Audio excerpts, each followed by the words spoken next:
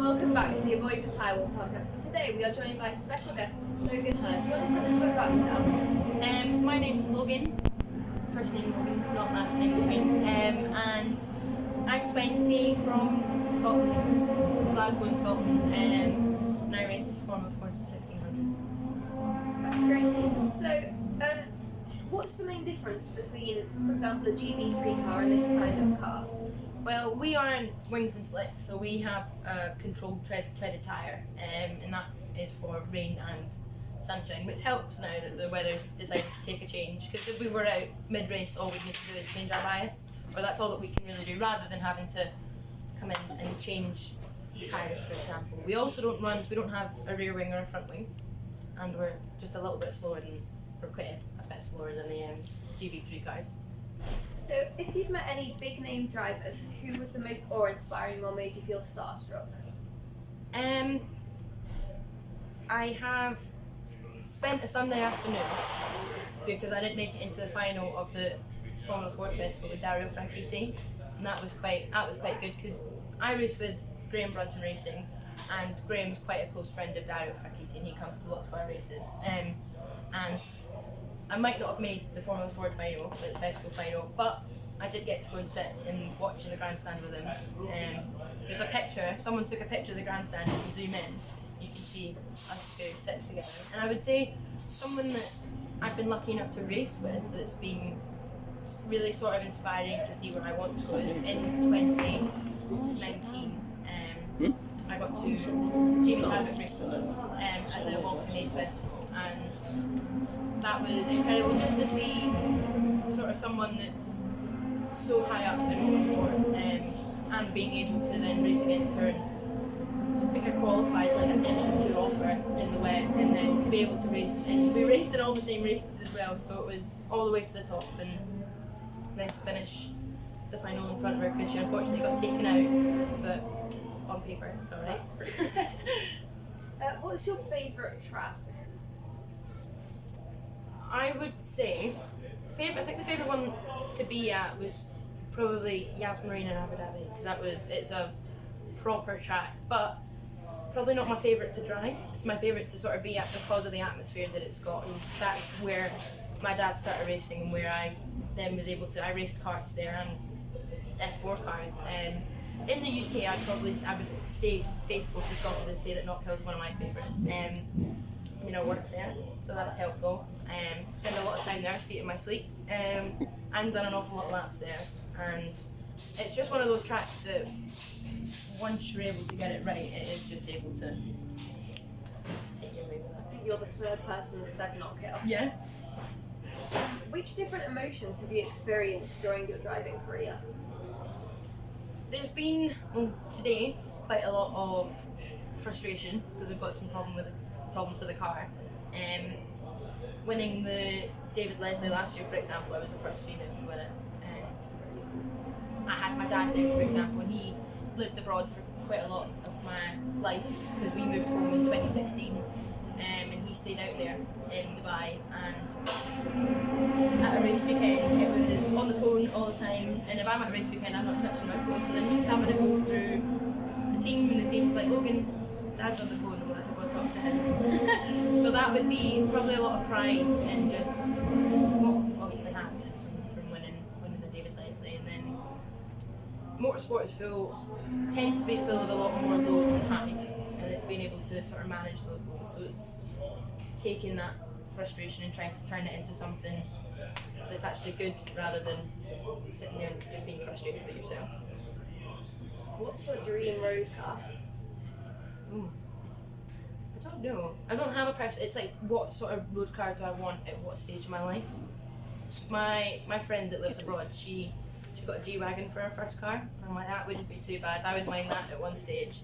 But I love the Aston Martins more than I think they are such just nice cars to look at as well, and they're fantastic to drive as well. Yeah. Well, right now I drive a Mini, just a little Mini Cooper. Next car, if I had loads of money, it would probably be an RS3. But if I'm not got a lot of money, I'd probably maybe go for a JCW Mini or an M140i. I think and they're quite nice. Yeah. But if I had cash, it would be an RS3, I think. What's your workout program like for like racing? Well, I had COVID quite recently, and it's just sort of taken a toll on my lungs, so my cardio stuff is kind of taking a little step back. So I do a lot more sort of strength and conditioning training rather than just going on runs, just because I'm trying to sort of expand my lung capacity, I guess.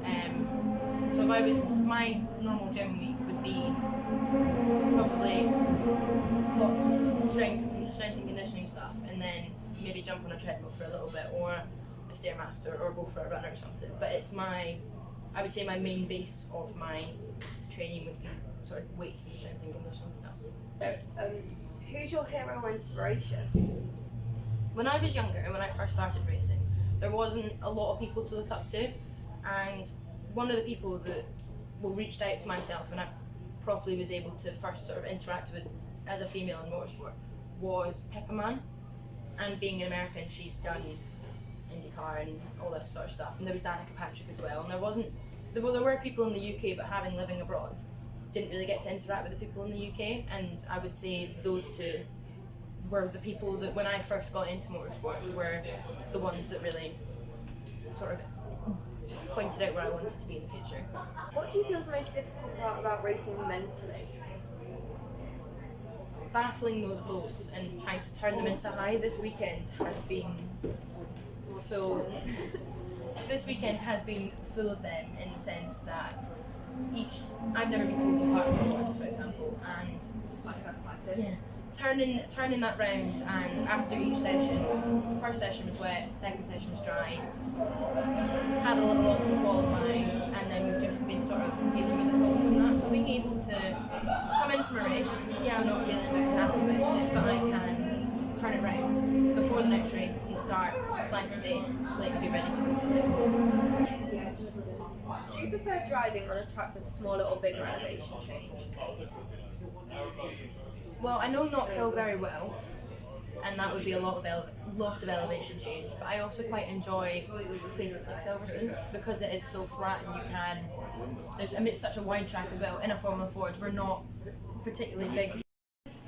Knock Hill, lots of elevation change. I quite enjoy it there, probably because I've done so many laps, but Silverstone being so wide, and our cars are relatively small, in the sense we're quite narrow, so we can get 5 abreast into Brooklands if we really want to. And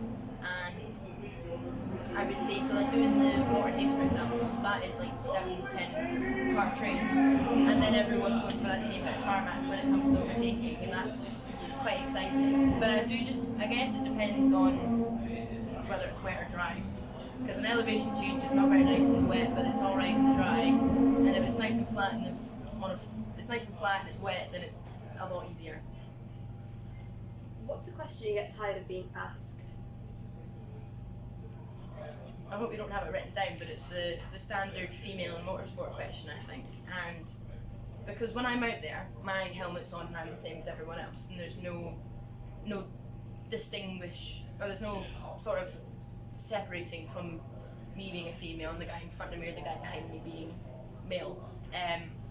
And with it being a male-dominated sport, it's when you're starting up and you're sort of building through your way up through the ranks, that question is normally the one that each interview starts with. And it's like, oh, how are you coping with being a female in this environment? And it's an environment I've been in for most of my life now, so it's not anything different to what maybe you would feel at school or any of that sort of stuff, because this is just what I'm used to. And then being on track in the social media aspect of it is just I want to be treated the same as everyone else, and then it's just, I guess, that progression with the media, with the sport, with everything. It's trying to make it as level playing field as possible. I'm kind of interested in your helmet designs. From where you are, it looks very jazzy. Do you design it yourself? I didn't design the design myself. The design was actually done by MDM, I think, but I wanted something that would stand out, because originally the team I was supposed to race for, their car was quite bright, so I was like, well, rather than having a dark helmet and blending it in, I'm going to have a bright helmet that contrasts to that car. Originally it was supposed to be pink and yellow, because I was quite a fan of yellow at the time. But then I also tried the pink and the green, and it is just like two highlighters, I guess, mixed into one. My old helmet was pink and blue, but they were quite dull colours. Changed it up and went for something that stood out, and it's worked for me ever since. You can kind of see me from an entire straightaway, which works. Yeah, we could see you quite well. Some of the people have got really boring helmets. There's some people that choose to make their helmet match the design of their car, and then they just blend into one. So you want to have something that stands out. So on a car I used to race, it was a dark blue, and I had my bright helmet, but then I also had on the roll hoop a green sort of sticker, and then that just made it pop even more, because it was just this luminous blob at the end of a straight. That'd be me. We got a quiz. So you've got to answer 9 questions and name a track. So, which is the longest British circuit? It's not the Silverstone International, is it? No. It is. Is it? At the 2008 Turkish Grand Prix, which record did Ruben Barrichello break, which has since been broken by Kimi Räikkönen?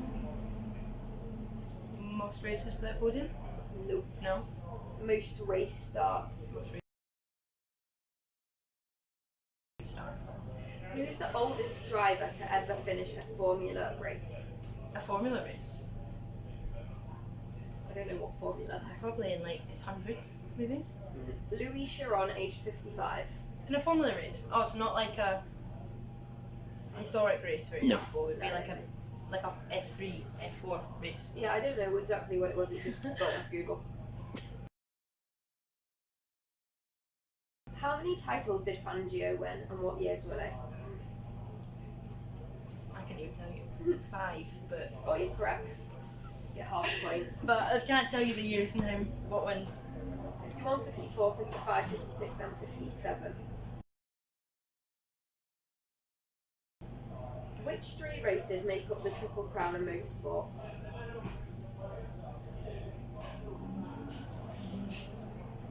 Triple Crown. Oh, the 3 races that make up the Triple Crown in motorsport you have at the championships? Or the races? Because you could win races. Specific. Le Mans. Yep. The Indy 500s. Yep. Daytona 24 hour? No, Monaco. Give me half a point for that as well. Who's the only other driver to win the Triple Crown? Don't know, because Alonso tried it, but he didn't get it. He didn't He's not qualify. He's not got Indy. No. He's Graham Hill.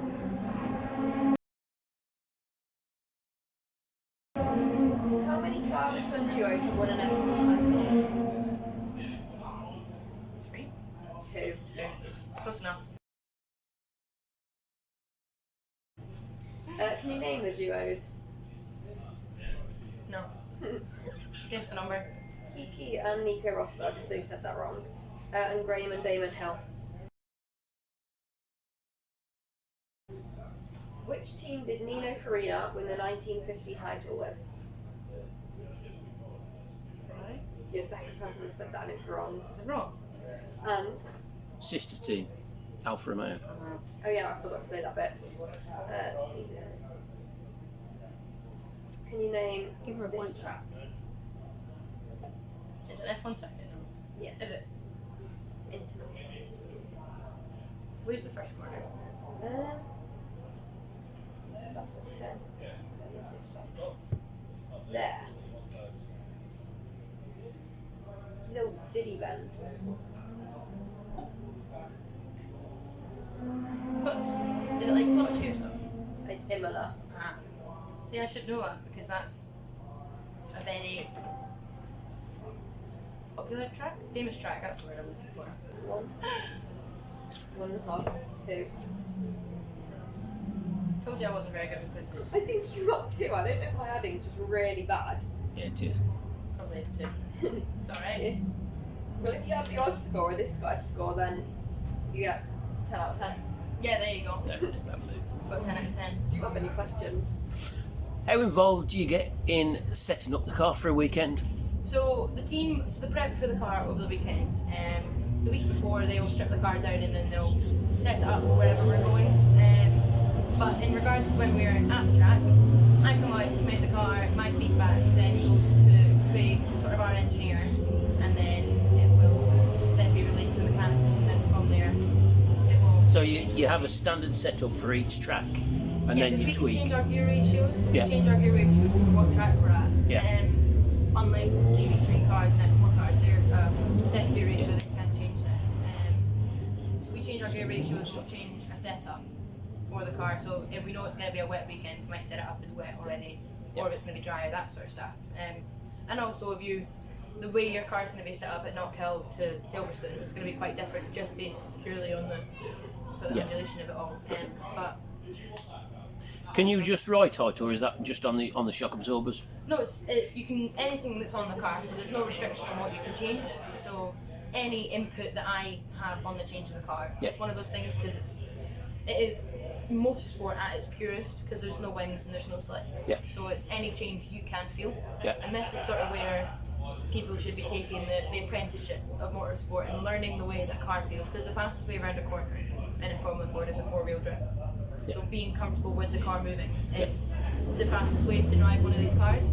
So when it comes to making a change and what you can change, its options are obviously you have to have all these different things on the car, and the engine has to look like this, but you can change different things. From what I gather from talking to other people, you can't touch the engine as such. It's sealed, isn't it? Yeah. So the engine itself you can't touch, but if you wanted to change a gear ratio, you're able to change that. Got you. Okay. No problem. Thank you. Can I ask you a question? Yeah. What's the most thrilling race you've ever had? Probably when I won the David Leslie. Have you ever seen Knockhill?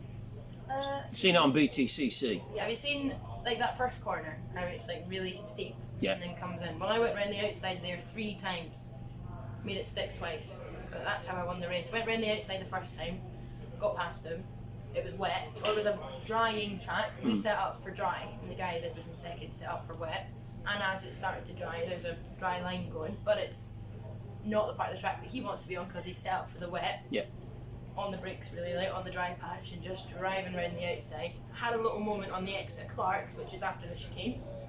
Nearly went round, he got past me again, and then was able to get past him again round the outside and built a little gap and won. I've got it's a funny question.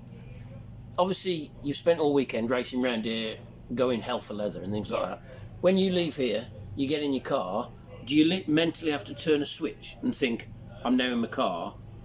Sometimes, depending on the car you've been driving on the track, Yeah. you get into your road car and you're like, this thing is so slow. You know, it depends, guess what kind of road car you've got. Yeah.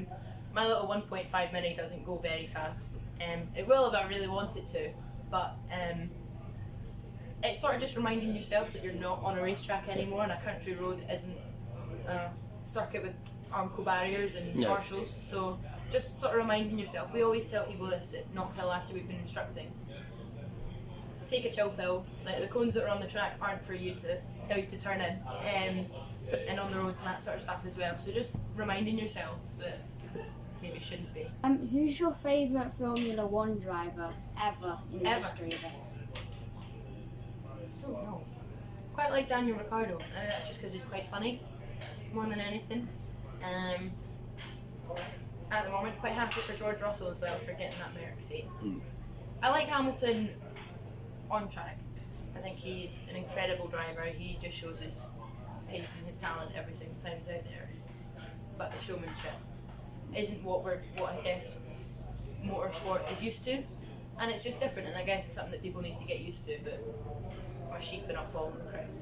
Alright. Thank you for watching this week's episode of the Avoid the Tyre Wall Podcast. We'd like to thank Logan for allowing us to do the interview. Thank you very much. That's alright.